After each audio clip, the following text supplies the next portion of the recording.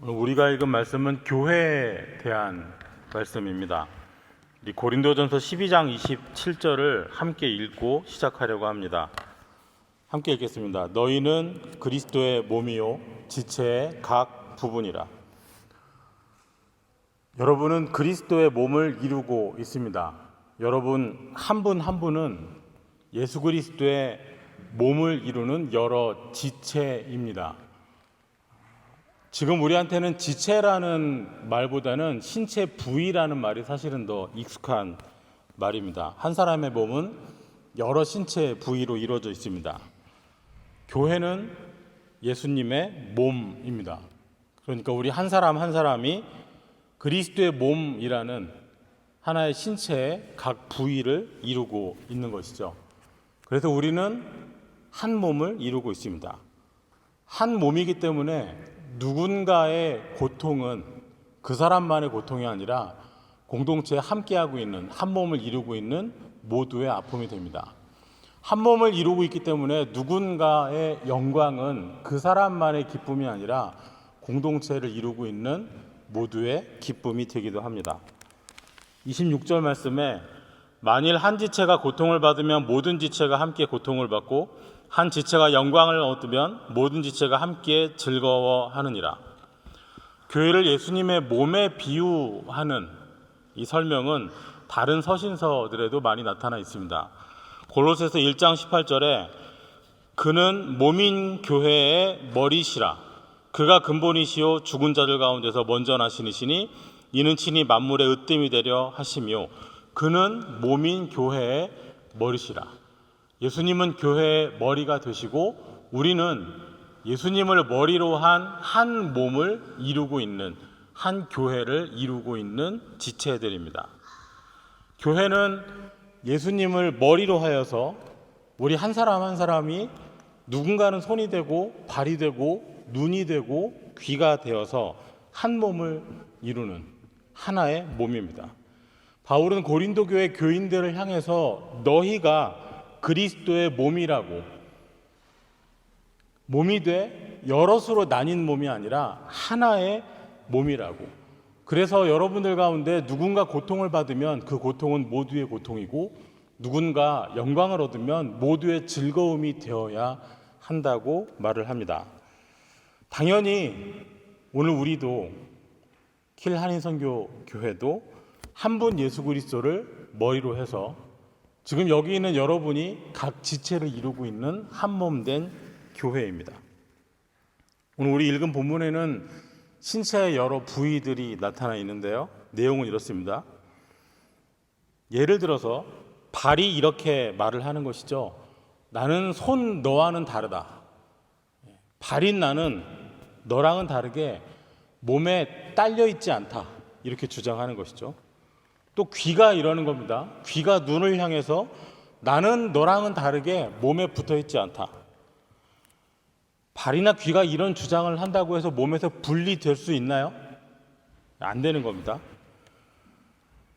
12장 15절과 16절에 만일 발이 이르되 나는 손이 아니니 몸에 붙지 아니하였다 할지라도 이로써 몸에 붙지 아니한 것이 아니요.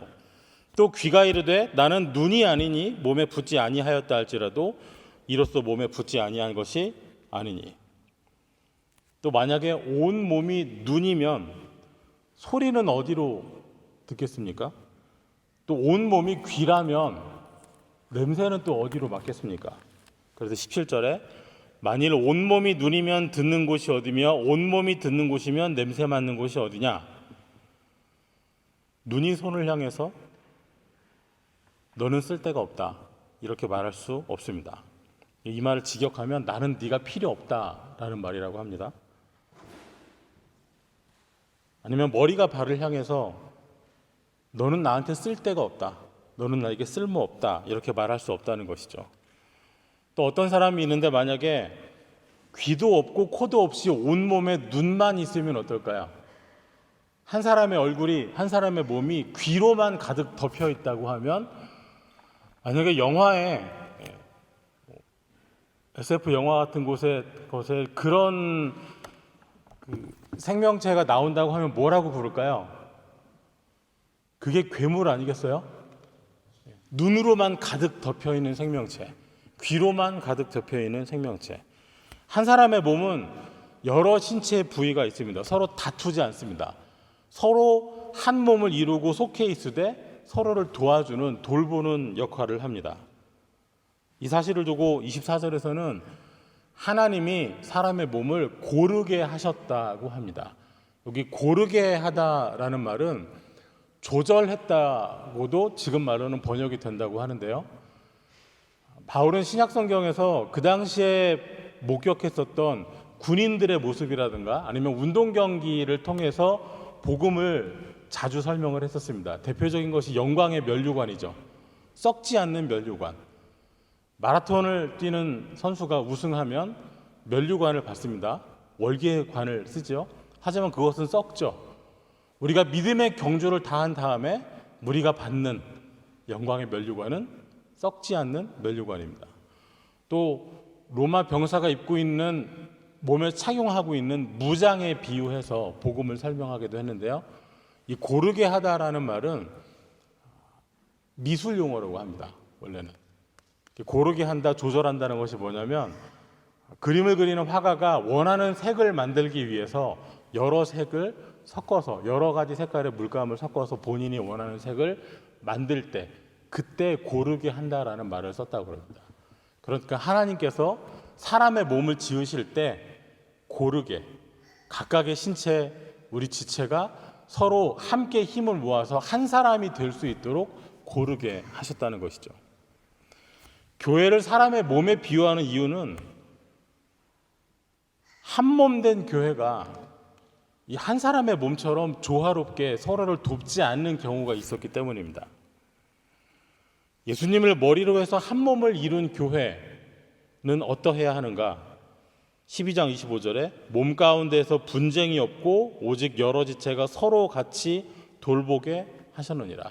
하나님이 지으신 우리 몸은 서로 각 부위가 분쟁하지 않습니다. 서로 돌보게 하나님 만드셨습니다. 분쟁이 없고 서로 돌보는 것이 우리 몸의 원리입니다. 그런데 고린도 교회에는 분쟁도 있었고요, 서로 돌보지도 않았습니다. 고린도전서가 쓰여진 목적이 사실 이것 때문이죠. 먼저 기록된 문제는 고린도 교회 안에 파벌 문제가 있었습니다. 그것 때문에 분쟁이 일어납니다. 분명히 하나인 교회이고 한 분 예수 그리스도를 머리로 해서 서로의 지체들이 만났는데 나뉘었어요. 그 문제를 1장에서 이미 다뤘습니다. 1장 12절에 보면 내가 이것을 말하거니와 너희가 각각 이르되 나는 바울에게, 나는 아볼로에게, 나는 게바에게, 나는 그리스도에게 속한 자라 한다는 것이니, 교회 안에 사람들이 나뉘었어요. 나는 바울에게서 복음을 들은 사람이다. 나는 바울파. 나는 아볼로파다. 나는 게바, 그러니까 베드로파다. 아니다. 나는 이런 사도나 제자들급이 아니고 나는 예수님께 직접 속한 사람이다. 교회 안에 사람들이 이렇게 크게는 넷이나 되는 파벌로 나누게 된 데는 그만큼 고린도 교회가 여러 부류의 사람들이 모여있기 때문이었습니다. 바울은 이방인을 위한 사도였죠. 로마 식민사회에서 이방인이라는 말은 유대인 이외의 사람들을 가리키는 말이기도 하지만 그 로마 문화권 밖에 있는 사람들을 가리키는 말일 때도 있었습니다. 영어에서는 바바리안이라는 말이 있죠. 야만인이라는 뜻이죠. 그래서 우리 신약성경에서도 로마서에서도 헬라나 야만이나 이런 구절이 있습니다. 이 야만으로 우리가 굳이 번역은 하지만 이 야만이라는 말이요, 그리스 로마 문명권 밖에 있는 지역의 사람들을 야만이라고 불렀습니다. 라틴어 말하는 사람들 듣기에, 예를 들면 게르만도 야만에 속했습니다. 라틴어 말하는 사람들이 듣기에는 그 사람들 하는 말이 바바바바 하는 것처럼 들린대요. 그리고 헬라어 말하는 사람들 귀에 들을 때는 아프리카 쪽이라든가 다른 중동 더 동쪽으로 간 사람들 말이 버버버버 하는 것처럼 들린답니다. 그래서 바바리안이라는 말이 야만을 뜻하는, 그리스 로마 문명권 밖에 있는 사람을 뜻하는 말이 됐다고 그럽니다. 그런데 바울은 이방인들에게 관심이 많잖아요. 그러다 보니까 로마 사회에서 제대로 자리 잡지 못하고 그 사회 안에 들어와 있는 교회 안에서도 유대인도 아니고 로마 사회에 제대로 뿌리박지 못한 사람들이 바울을 특별히 더 좋아했습니다. 바울이 전한 복음을 더 잘 따르고 믿었습니다. 또 반면에 아볼로 같은 경우에는 성경에 굉장히 능한 사람이에요. 그리고 달변이에요. 말을 정말 잘했습니다. 바울과는 비교가 되죠. 바울은 편지를 쓴 걸 보면 굉장히 엄하고 무섭고 설득력이 있는데 글은 잘 쓰는데 말에는 졸하다 그랬잖아요. 그러니까 바울은 생각보다 굉장히 언변이었고 말을 잘 못했다 그러죠. 그러니 고린도 교회 안에서 좀 배우고 좀 지식이 있는 그런 계층들은 바울보다는 아볼로가 하는 설교를 더 좋아하고 아볼로의 가르침을 더 따랐습니다.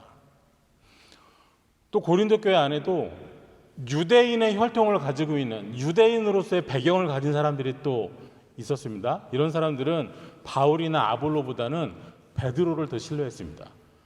베드로가 이 당시에 고린도 교회를 직접 방문했다는 기록은 없어요. 대신에 예루살렘 교회에 있는 사람들, 베드로의 목양을 받고 있는 사람들이 고린도 교회에 꽤 많은 영향이 있었습니다. 그래서 그 사람들을 통해서 복음을 듣고 나름대로 신앙 체계를 잡은 사람들은 본인들 스스로를 개바파라고 또 불렀습니다. 이런 분란들이 생기니까 아니라고, 우리가 쫓아야 될 분은 예수 그리스도 한 분 아니겠냐고 또 이렇게 말하는 사람들이 또 한 부류가 생겼습니다. 바울은 이 모든 사람들을 정말 혹독하게 책망했습니다. 어찌 그리스도께서 나뉠 수 있느냐? 십자가에서 못 박혀 죽으신 이는 오직 바울도 아니고 아볼로도 아니고 베드로도 아닌 예수 그리스도 한 분임을 가르쳤습니다. 서로를 구별하고 나누고 파벌이 생길 때 교회가 잃어가는 것이 있습니다. 영적인 지혜가 없어지고 의로움과 거룩함과 구원함이 누구로부터 주어졌는가 그 사실을 잊어버리기 시작합니다. 문제가 또 있었습니다. 은사에서 비롯된 문제였습니다. 고린도 교회에는 은사가 참 많았습니다. 12장 8절에서 10절까지 나타나 있는 은사만 해도 이렇습니다. 지혜의 말씀이 있었습니다. 또 지식의 말씀도 있었습니다. 또 믿음도 은사 가운데 하나입니다. 여러분, 어떤 어려움이 있어도 끝까지 주님을 신뢰하고 믿는 것, 이거 은사입니다. 능력이라는 은사도 있었고요, 예언도 있었고요, 영들을 분별하는 은사도 있고, 또 방언도 있고 방언을 통역하는 은사도 있었습니다. 물론 여기서 말하는 방언이 지금 아니면 최근에 한국 사람들이 생각하는 그 방언인지는 조금 더 생각을 해봐야 됩니다. 그리고 사도행전에 나타나 있는 방언 같은 경우에는 분명히 외국어를 하는 방언입니다. 한 교회 안에서 이렇게 다양한 은사가 있을 수도 있구나 싶을 정도로 고린도 교회 안에 은사가 많이 있었습니다. 그런데 이 은사들이 서로 힘을 합치고 서로 도와줘서 교회를 더 교회답게 만들고 온전하게 세워야 되는데 그렇지가 못했습니다. 오히려 다투는 이유가 됐어요. 은사를 받은 사람들하고 은사가 없는 사람들하고 서로 나뉘는 거예요. 또 은사가 있는 사람들끼리도 어떤 은사가 더 우월하다, 더 좋은 은사다라는 걸로 서로 계급이 나눠지고 서로 분쟁하기 시작하는 겁니다. 70, 80년대 한국교회에서 이런 일 굉장히 많이 있었습니다. 무릇 신자라고 하려면, 성도라고 하려면 이 정도 은사는 있어야 되지 않느냐, 이런 분위기들도 많이 있었고요. 어떤 교단이나 어떤 교회들은 아이들이 여름 수련회나 전교인 수양회 같은 거 했는데, 기도회 했는데 방언이 터진다 그러죠. 꼭 그럴 때는 방언이 터지지 않으면 뭔가 믿음에 문제가 있는 사람이 돼요. 아이들이 수련을 했는데 애들이 방언이 없다 그러면 그 부모에게 문제가 있는 거예요. 병이 들어도 병원 가는 것보다는 누구누구 권사님한테 가서 기도하면 낫는다고, 또 어디 기도원 가면 거기 강사 원장 목사님이 진짜 안수가 잘 듣는다고, 정말로 이렇게 표현해요. 무슨 약 잘 듣는 것처럼 그분 안수가 잘 듣는다, 이런 말들이, 이런 표현들이 많이 있었습니다. 은사를 받았다는 사람들이 교회를 더 세워지게 하고 더 섬기기보다는 많은 사람들을 시험에 들게 하고 넘어지게 하는 일들이 많이 있었습니다. 교회들이 은사에 몰두하기 시작할 때 안타까운 일들이 참 많이 생겼습니다. 상처받는 사람들도 많이 생기고요. 그러다 어느 순간에는 성경에는 언급되지 않은 은사가 출현을 하기도 해요. 그런데 이게 사람들이 들어보면 그럴 듯한데 하는 거죠. 서로 공감이 되니까 그럴 수도 있겠다 싶은 거죠. 분명히 성경에는 없는 은사, 하지만 어느 순간 그 은사를 받았다는 사람이 나타나요. 그래서 그 은사를 통해서 보니까 너는 이렇다, 누구는 이렇다, 칼을 들이대기 시작을 하고요. 자로 재기 시작을 하고요. 사람들이 넘어지는 경우도 많이 있었습니다. 은사에 관해서는 우리가 따로 살필 기회가 있으면 좋겠습니다. 은사에 관해서 우리가 생각할 때 초점을 둬야 되는 것은 그 영적인 어떤 능력의 독특함이나 그 능력 자체가 아니라 출처와 목적입니다. 은사가 누구로부터 주어졌는가, 왜 그 은사를 주셨는가, 거기에 집중을 해야 됩니다. 하나님이 은사를 주신 그 이유를 잃어버리고 어떤 현상이나 특징에만 몰두하기 시작하면 은혜도 안 되고요, 덕도 안 되고요, 결국은 본인도 신앙의 유익을 많이 잃어버립니다. 어떤 특별한 은사가 있어서 굉장히 한때 유명세를 타기로 했던 그런 목회자들이 꽤 많았거든요. 근데 그분들의 마지막이 그렇게 아름다운 모습들이 별로 없었습니다. 오늘 바울이 교회를 그리스도의 몸에 비유하는 이유는 분열하지 말고 다투지 말라는 의도입니다.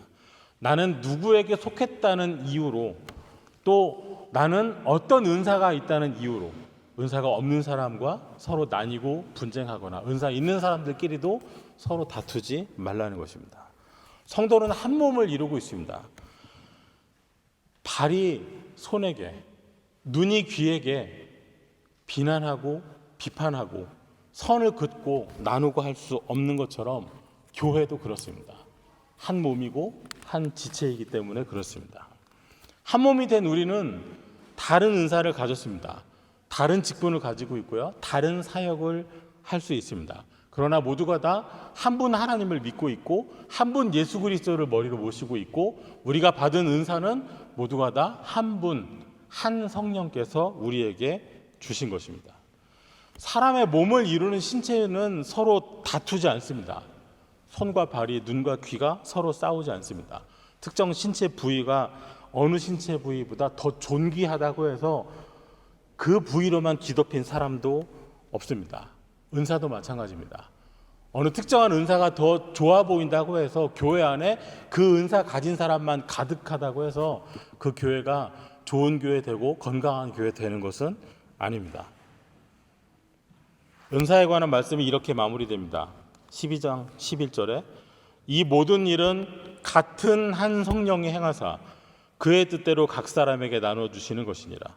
이 모든 일, 교회 안에서 각 사람에게 은사를 주시는 이 일은 성령께서 행하시는 것이고 또 그의 뜻대로 행하시는 것입니다. 한 사람의 몸이 한 분 하나님의 피조물이듯이 한 몸 된 교회 안에 각자 받은 은사는 한 성령께서 주신 것입니다. 그러니까 서로 분열하고 다퉈서는 안 됩니다. 서로를 돌봐야 됩니다. 로마서에도 오늘 본문과 동일한 말씀이 있습니다. 로마서 12장 4절과 5절입니다. 우리가 한 몸에 많은 지체를 가졌으나 모든 지체가 같은 기능을 가진 것이 아니니. 모든 지체가, 우리 모두 각 신체 부위가 같은 기능을 갖고 있지 않습니다. 이와 같이 우리 많은 사람이 그리스도 안에서 한 몸이 되어 서로 지체가 되었느니라. 우리 몸이 그러하듯이 이와 같이 우리 많은 사람들이, 각 사람들이 그리스도 안에서 한 몸이 되어서 서로가 지체가 되었습니다. 이 말씀에서 우리는 세 가지를 분명히 말할 수 있겠습니다. 우리는 서로 다릅니다. 그리고 우리는 서로 필요합니다. 그리고 우리는 서로 돌봐줘야 됩니다. 우리는 다릅니다. 오늘 본문이 몸이 하나니까, 그리스도의 몸된 교회도 하나니까 모두가 다 입을 다물어야 됩니다, 이런 말 하는 것이 아닙니다. 만약 그렇다면 각 지체에 대한 구절이 필요가 없죠. 눈은 여전히 봅니다. 귀는 여전히 듣고 코는 여전히 냄새를 맡을 수 있습니다. 고유한 기능과 역할이 사라지는 게 아니라 오히려 제대로 수행이 되는 거죠. 각 몸의 지체는 유일해요. 대체될 수가 없습니다. 다른 것으로 바꿀 수 없고 또 겸할 수도 없습니다. 하지만 이 각 지체가 서로 다르다는 것이 문제가 안 되죠. 오히려 이 차이점이 없어지면 그때부터 문제가 생기죠. 교회 안에서 서로 다른 사람들이 모여 있고 다른 은사와 다른 섬김과 다른 생각을 가지고 있다는 것, 다르기 때문에 문제인 것이 아니고 오히려 모두가 다 똑같으면 그때가 더 무서워요. 우리가 서로 다르다는 것은, 각 지체가 고유하다는 것은 교정해야 하고 뜯어 고쳐야 되는 것이 아니라 서로가 서로의 지체가 돼서 한 몸을 이루는 이유가 됩니다. 각각 모양과 역할이 다른 신체 부위가 한 몸을 이루듯이 각자의 삶의 배경과 생각과 신앙의 색깔이 다른 사람들이 한 교회를 이룹니다. 우리는 서로 다릅니다. 그러나 우리를 각자 다르게 만드신, 우리 각자를 다른 삶의 경로로 인도하신 하나님께서는 우리를 한 몸 된 교회로 부르셨습니다. 그래서 우리는 우리 서로가 다르다는 사실을 기쁨으로 받아들여야 됩니다. 서로의 차이점을 인정하지 못하면 나하고 생각이 다르고 은사가 다르고 섬김과 사역이 다른 것을 받아들이지 못하면 열등감도 생기고요, 우월감도 생깁니다. 고린도 교회 안에서 그랬습니다. 바울에게 속했기 때문에 더 우월한 사람이다. 아볼로에게 속했기 때문에 보다 지식이 우월하다. 베드로에게 속했기 때문에 보다 예루살렘 교회의 원형에 더 가깝다. 그리스도에게 속했기 때문에 더 주님께 가깝다는 우월감이 생깁니다. 본인이 가진 은사가 최고라고 생각하는 사람들만 모이면 당연히 분쟁이 일어납니다.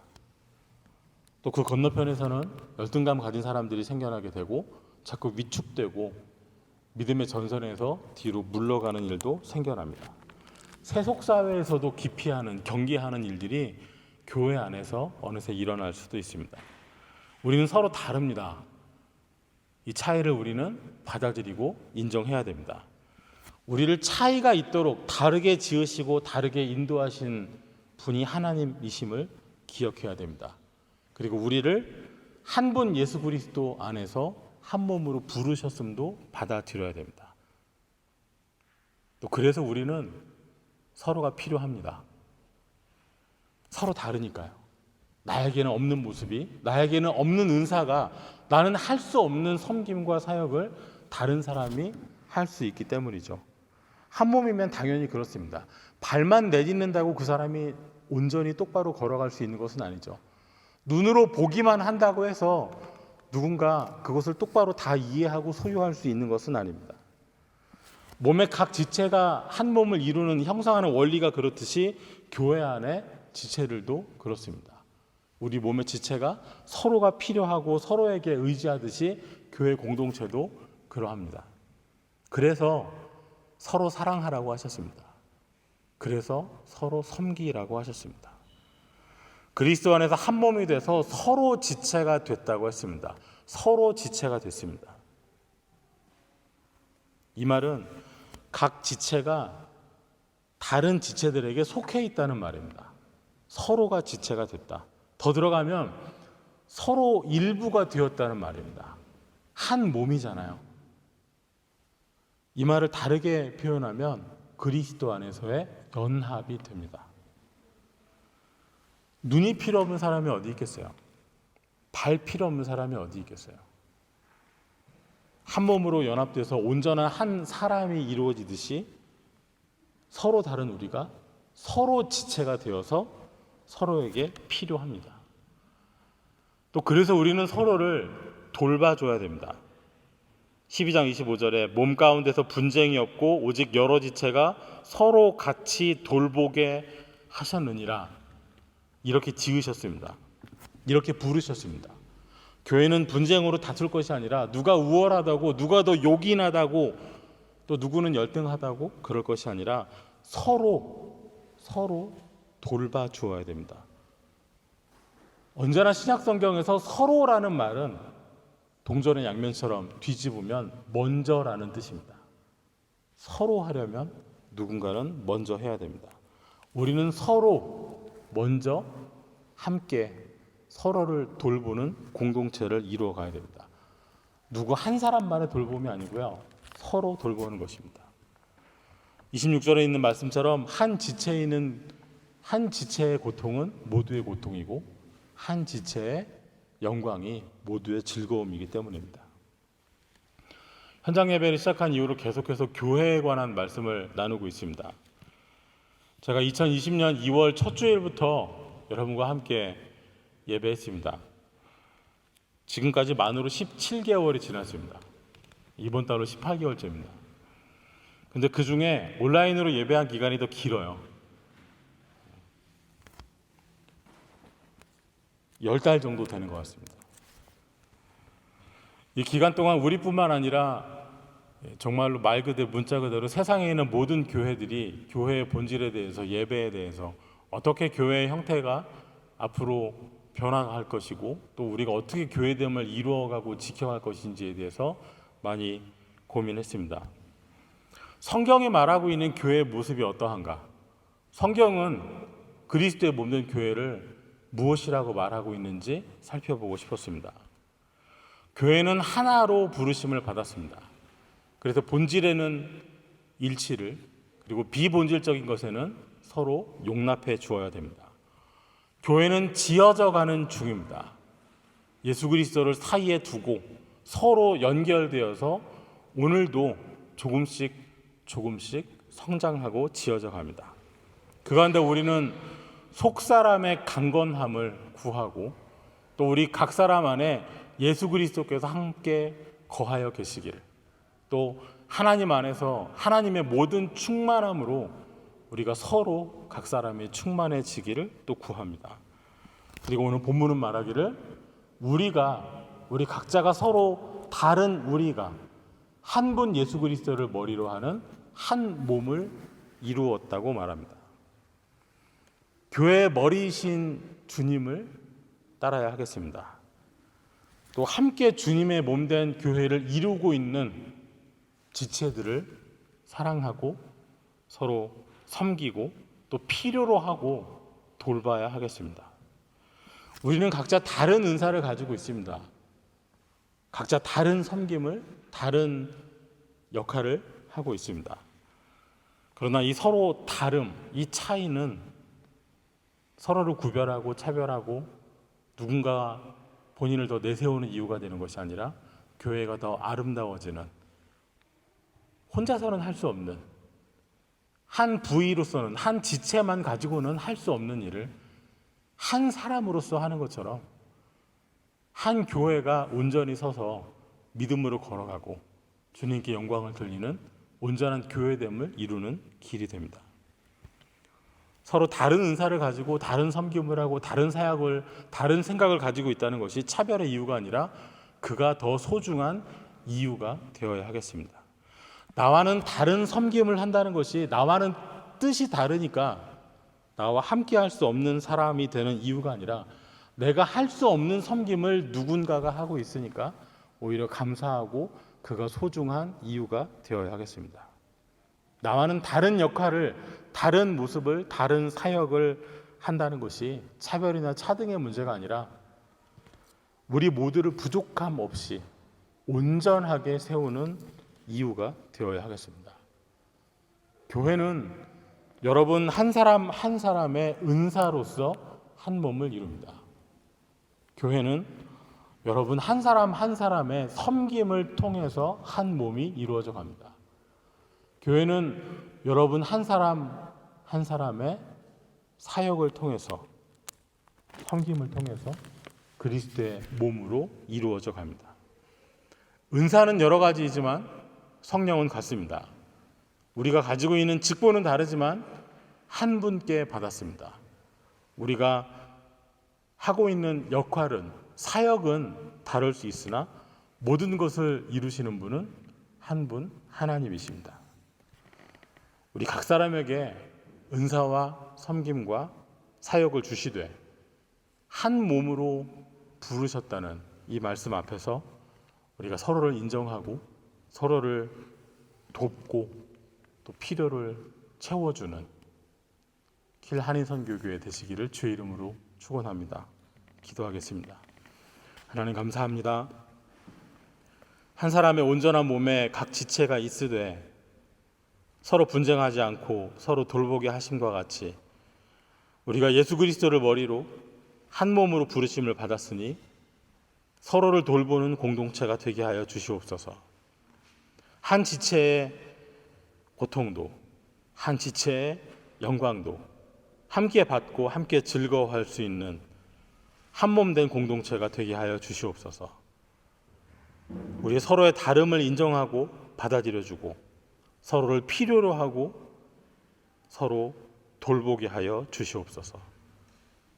우리에게 주신 은사들이, 우리를 세워주신 직분들이, 우리에게 맡기신 사역들이 주님께서 고르게 하심으로 주님 기뻐하시는 모습으로 온전히 드러나게 하여 주옵소서. 예수님 이름으로 기도하옵나이다. 아멘.